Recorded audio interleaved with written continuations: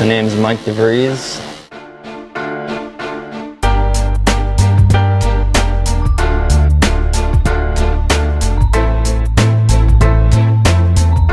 Been tattooing for almost 10 years now. In just a couple of months it'll be 10 years. Today I'm working on a Cheshire cat from a nice lady from Switzerland? Yeah, right. Switzerland.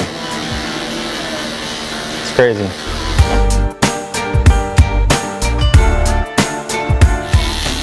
I got my first tattoo when I was 16, and ever since then I was just intrigued by everything about it.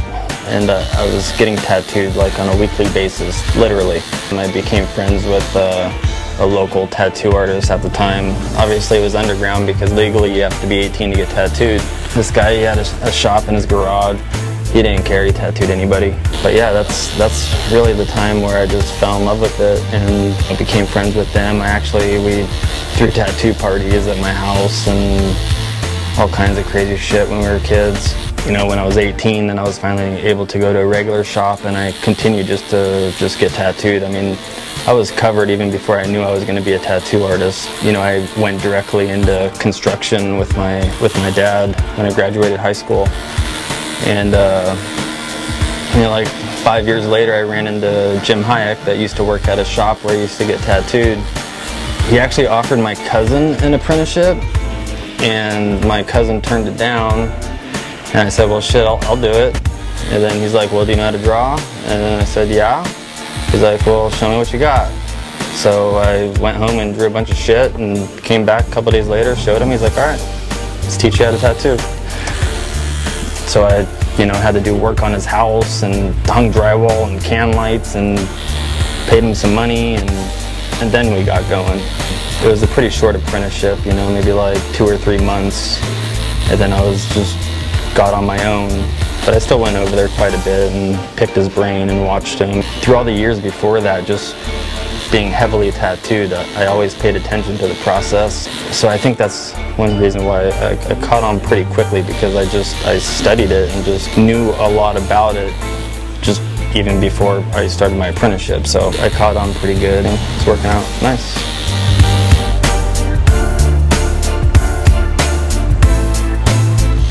I mean, all you gotta do is just go on Instagram or Facebook and you just see amazing tattoo artists popping out the woodworks every day.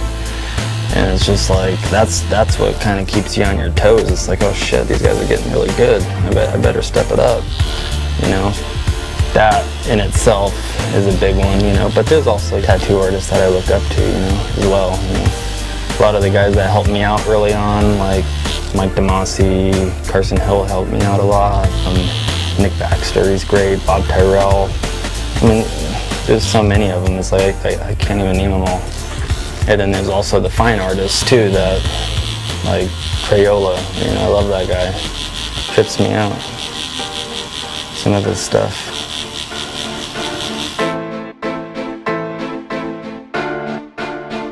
There's the people that are against any style where there's no outline, which I agree with it to a certain point, where if you don't have an outline, you just have to have really high contrast or like really dark patches of color here and there. You know, like on this piece there's a lot of black everywhere, so that kind of acts like the outline.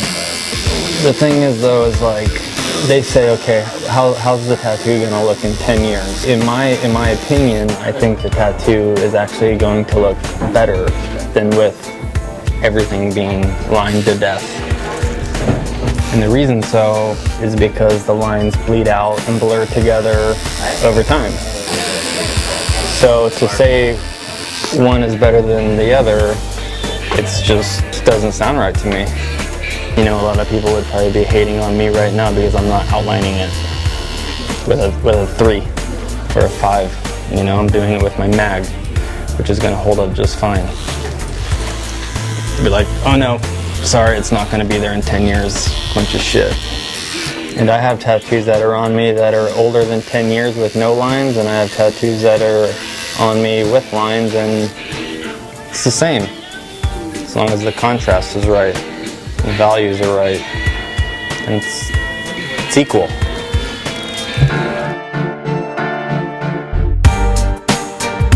You know, I get real pissed off when I paint because it's frustrating. Because when you tattoo, you have your needles and they're perfectly placed.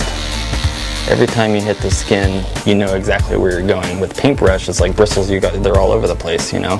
So I get frustrated when I paint. When I finish it, I'm stoked on it, you know, when it's finally done. But I do like to do it, and I should find more time to do it. I usually have one painting going on at all times. You know, I have one that's kind of in the works. I would love to be able to find more time for it, but it doesn't pay the bills. You know, tattooing is what I love to do, and then painting it just kind of comes second. But one day I'm sure I'll paint more, you know, make it more of a priority. Because I got a family too, and you know, a kid and wife and all that stuff, so it's hard to find that balance. But I do love the paint. It's just like I said, it gets frustrating sometimes, but I'm always happy at the end result.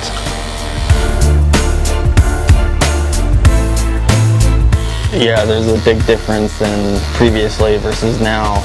I don't travel as much as I used to. I used to do a lot of traveling, a lot of shows, but you know, I hate to say it, but they started to go downhill a little bit. You know, I mean, there's still some good ones out there, but there's too many of them, and it just saturated the market, so people wouldn't be showing up. You know, it's like if I lived in LA, why fly to Chicago for a convention when I could wait next week and go to one in LA? You know, they're not as good as they used to be, so I stopped doing them. And plus, you know, the whole family thing, I wanted to be at home more often. But I still travel. I got one coming up. Supposed to be going to Berlin soon, so that'll be fun.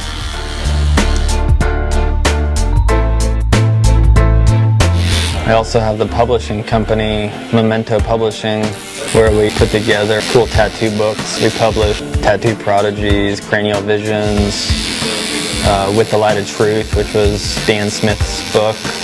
Our newest book is the Coloring Book Project, which is basically just like a huge coloring book filled with tattoo-related art. And there's a big contest going on right now, actually, that ends end of 2012, where whoever colors the best page wins a free tattoo by me. And I'll fly in somebody from anywhere in the world that wins. Hotel, flight accommodations, everything.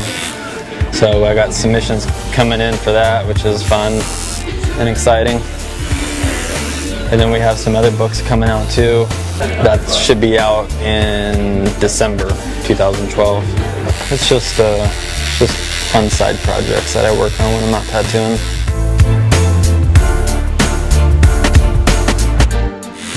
Maybe not in our lifetime, but I think eventually there's going to be college courses to learn how to tattoo.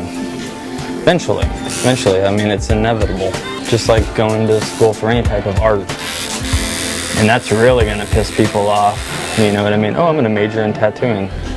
Yeah, just wait until they get a load of that. I mean, that could be 50 years from now, you know, I don't know. But I could foresee that happening, which goes against all of the respect factor and earning it and all that stuff, you know. It's just one of those things. It's gonna piss a lot of people off. What are you gonna do? Protest the school?